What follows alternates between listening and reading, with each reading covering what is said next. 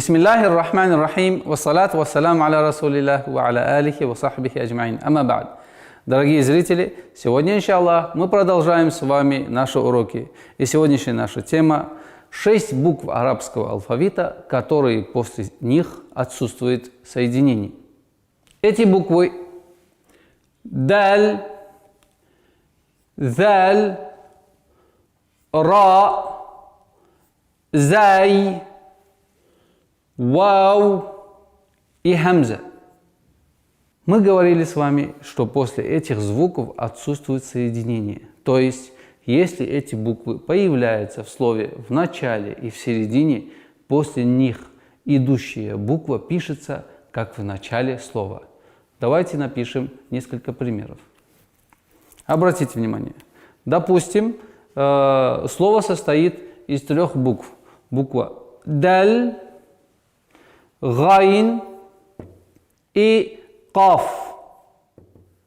Что нам следует делать? Нам следует вспомнить правописание буквы даль в начале слова. Обратите внимание, вот она. После нее соединение отсутствует. Буква гайн в начале слова, потому что после даль отсутствует соединение. Буква гайн в начале и буква каф в конце слова. И по пройденному этапу с прошлого урока мы сокращаем дистанцию, а здесь отсутствует. Итого в конечном результате у нас получается даль, гайн и каф. Так как у нас соединение отсутствует, оставили таким же образом, а вот эту дистанцию мы сократили на самое минимальное. Теперь, если задается такой вопрос, как же будет правописание слова, которое состоит из этих же букв, из этих 6 букв? Давайте напишем несколько примеров. Если слово, например, состоит из первых 3 букв, которые здесь написано, даль, заль и ра, как будет правописание? Вспоминаем правописание. Буква даль в начале слова. Буква заль в начале слова. Так как после даль следующая буква пишется в начальной форме. Буква ра в начальной форме. Так как после заль последующая буква пишется в начальной форме. Что у нас получается? Получается слово, которое состоит из 3 букв. Давайте попробуем еще одно слово, которое состоит из буквы зай, вау и хамза.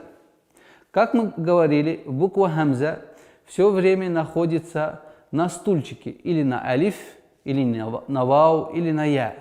Допустим, буква хамза является первой буквой и в начале слова, и находится над буквой алиф. Хамза, зай следующая буква, и вау, 3 буква. Как мы пишем? Обратите внимание, после хамзы у нас отсутствует соединение. И последующая буква ра, будет писаться в начальной форме. После ра у нас отсутствует соединение. И буква вау, которая следует за буквой ра, будет писаться в начальной форме. И в окончательном результате у нас появляется слово из 3 букв, которое пишется точно таким же образом, без изменений. Алиф, ра и вау.